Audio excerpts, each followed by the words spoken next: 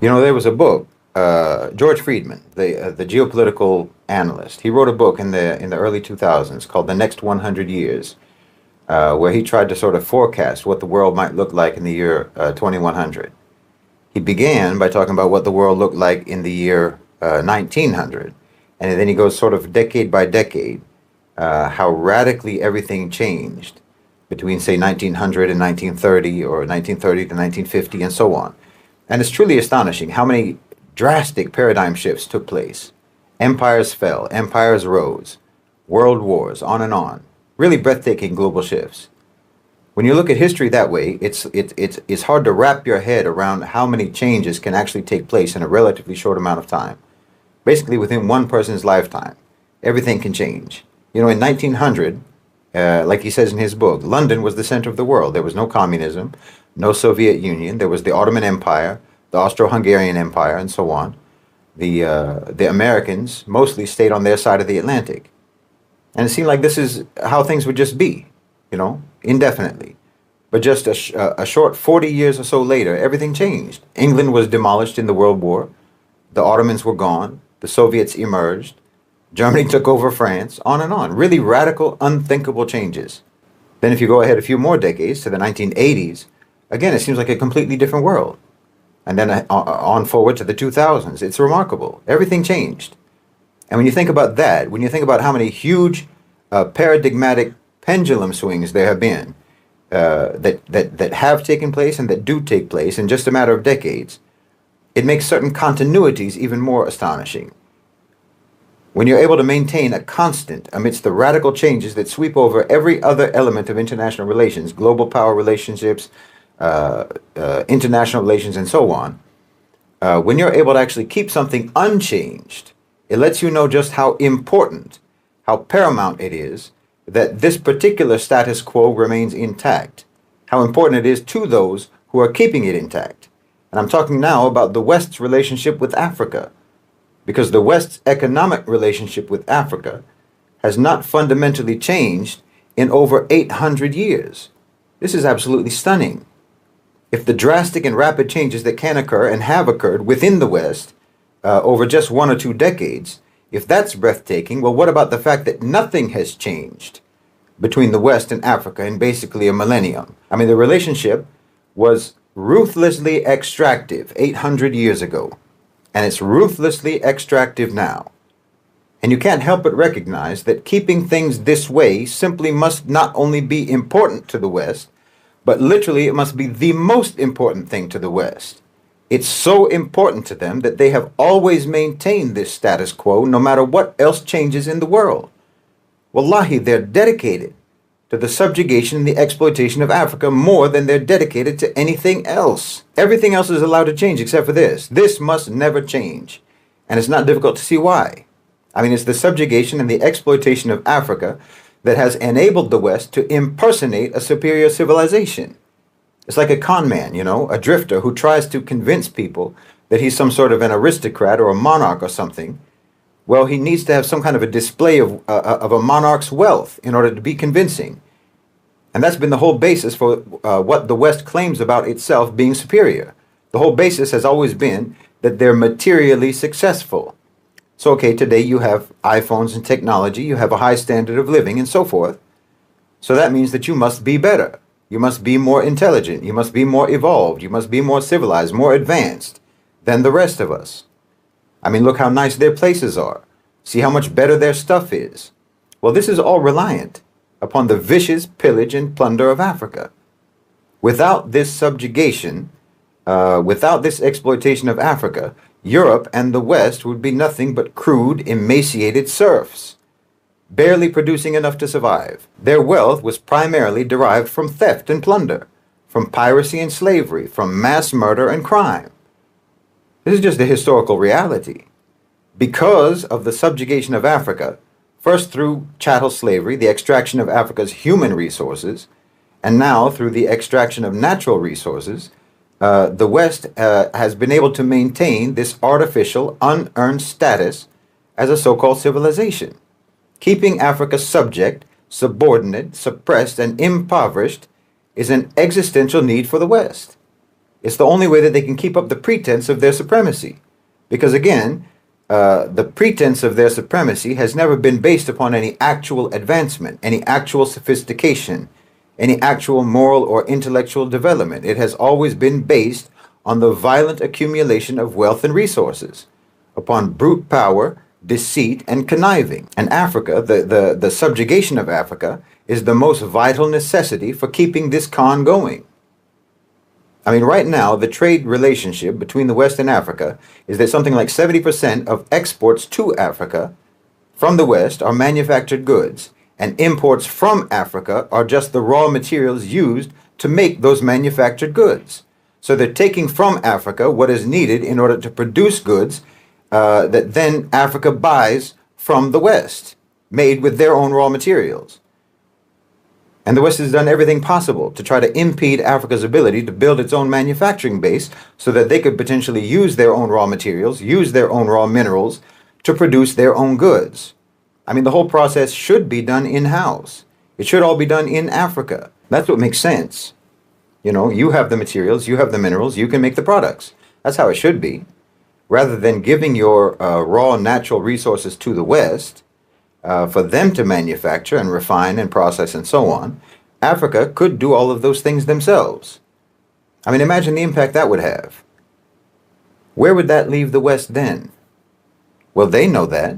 The West knows that. They're acutely aware of their actual total dependence upon Africa. If Africa manufactured, if they used their own resources, their own minerals, their own materials for their own industries, well, the entire economy of the West would collapse.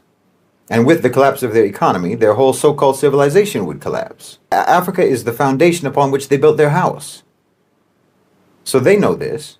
And like I said, this is why no matter what else changes in the world, no matter how power dynamics shift in the world, the subjugation of Africa has been maintained for over 800 years. There's literally nothing more important to them than this.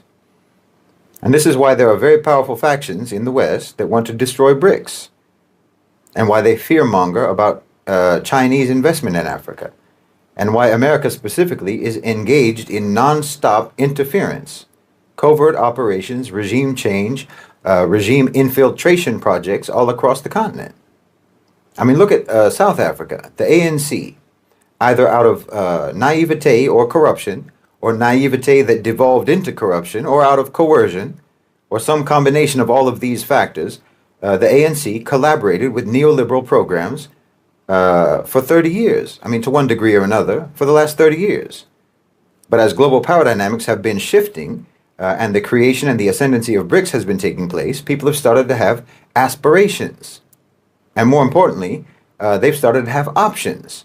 And those options have made their aspirations actually achievable. I'm talking about aspirations of political independence, aspirations of economic sovereignty, aspirations of getting out from under the yoke of the West. That's actually becoming achievable now. So the ANC was facing, and they are facing, severe criticism and opposition. They were being challenged. And they were being challenged by parties that do not accept neoliberalism, neoliberal colonialism, corporate colonization. And the U.S. knew that eventually they were going to lose power. Eventually the ANC was going to face the consequences of capitulation and collaboration, and they were going to be removed and replaced. And if the U.S. didn't do something, then the replacement for the ANC was not going to be an obedient client. Because again, South Africa has the option now not to be an obedient client of the West. I mean, as long as there were no options, then it wasn't that risky for America. Even if the ANC lost popularity, no matter who replaced them, they would have no choice but to capitulate to neoliberalism because there was no options. But there are options now. So you have the United States then backing the so-called Democratic Alliance, the DA, which is an overtly neoliberal, Western-aligned, elitist political party of colonizer collaborators. So the unpopularity and the opposition to the ANC opened a space for the DA to move into the government in the last election. So now you have this so-called GNU, the Government of National Unity, which is nothing but a neoliberalism light and a neoliberalism hardcore. It's a coalition of one party that was aligned with the West, the ANC, aligned with the West out of coercion or naivete or corruption, but which could have potentially been influenced by anti-neoliberal popular sentiment if given a chance. Now, they've joined together with a party that is intensely committed to colonization, intensely committed to neoliberalism. I mean, they want to privatize everything. They want everything to be sold off to the private sector. They want to hollow out the government completely. And you need this radical neoliberal colonizer faction to be there, because as the new options have emerged, you've now had radical anti-neoliberal positions being advocated and becoming viable.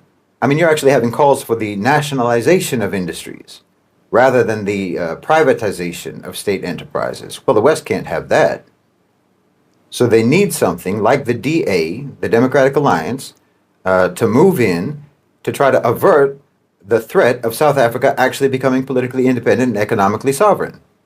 You know, they call it the GNU, but the N shouldn't stand for national. It's the government of neoliberal unity. It's a coalition united against the people of South Africa, in my opinion, in service to the interests of the elite private sector of South Africa and to the global Western private sector. The DA is a racist, Zionist, anti-BRICS, pro-Western colonizer political party, funded at least in part by the National Endowment for Democracy in the United States, which is nothing but a wing of the CIA, whose sole mission is to advance American interests. So in South Africa, this was a regime infiltration project that was undertaken to actually avert regime change in South Africa, organic regime change. Because look, you can nationalize the mining sector in South Africa, you can. You can nationalize the banking sector, you can nationalize the Reserve Bank. You can do all of these things and everyone knows it. It's not some kind of a mystery that these types of measures would be immensely empowering for South Africa. These aren't measures that we don't know whether they're useful and beneficial or not. Obviously they are, and tremendously so. And that's precisely why these types of policies, these types of measures have to be subverted. I mean, it's absolutely ludicrous for anyone in South Africa today to advocate neoliberal policies, when we have in front of our eyes the catastrophic failure of those policies. I mean, nearly half the population is unemployed, over half the population among the youth. 75% of South Africans earn just the equivalent of $350 a month or less. In fact, roughly half of the population earn only $75 a month. And you're still going to advocate for the policies that got you here? No, obviously, if you nationalize, it's better for you. Obviously. I mean, empower the government with those abundant resources instead of letting foreign companies seize those profits and transfer them out of the country. I mean, if those revenues are going to the state, then the government will have the resources they need to better address the needs of the society. They can invest in SMEs, they can provide education, skills training, and so on, fund R&D. I mean, it's a no-brainer. But you're scared of what the West will do. They tell you that if you nationalize, then there will be massive capital flight, investors will run away, and so on. Well, think about that for a second. They're trying to scare you with consequences that they themselves will be imposing. They're warning you that if you do something that is in your country's best interest, they will punish you. This is very different from telling you that the policy in and of itself is actually bad. They're telling you that they will make it a bad policy because of what they will do to you if you implement it. You understand? These people are threatening you, and then you're supposed to trust their advice? The advice of these neoliberal predators?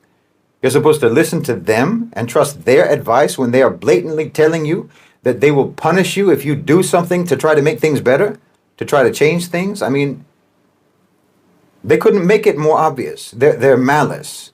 They couldn't make their malice more obvious. They couldn't make it any more obvious how against your best interests they are. How much they put their own private interests above the interests of their country. They're openly identifying themselves to you as your enemy. Do you understand me? I mean, they're not saying that nationalization doesn't work.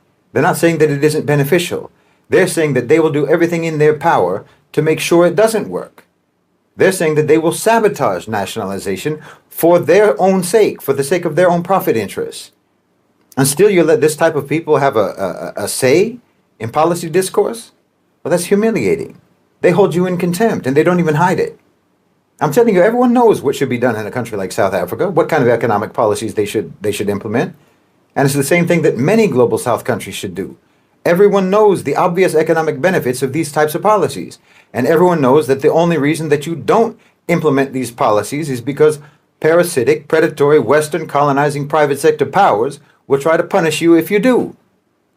I mean, for instance, the nationalization of key sectors in South Africa or in any other country, such as mining, such as energy and finance. This is essential to try to break the stranglehold of foreign capital on your country, and to ensure that the country's resources are actually used for the benefit of the people and for the benefit of the domestic economy. Land reform. The question of land reform in South Africa is critical. This is a critical issue. There should be a comprehensive land reform program in South Africa that prioritizes the redistribution of land to the historically disadvantaged. This is basic, and it's incredibly obvious. And once you've boosted the state's resources through nationalization, there should be a comprehensive social welfare system that provides for the basic needs of all citizens, including healthcare, education, and housing. This is, again, obvious. And finally, the government, of course, needs to pursue a policy of industrialization and job creation, a policy that prioritizes the development of the domestic economy. And like I said before, prioritizes the manufacturing of goods from their own raw materials, from their own raw minerals and their resources, rather than the export of those minerals to Western companies for them to use in their manufacturing. Honestly, none of this requires any particular brilliance to understand. These aren't radical policies, but they're only made to seem radical, and they're treated as radical because everyone is living in fear of private sector tyrants who completely control the discourse. So you're not allowed to talk about anything that isn't basically a policy genuflection to shareholders and to Western supremacy.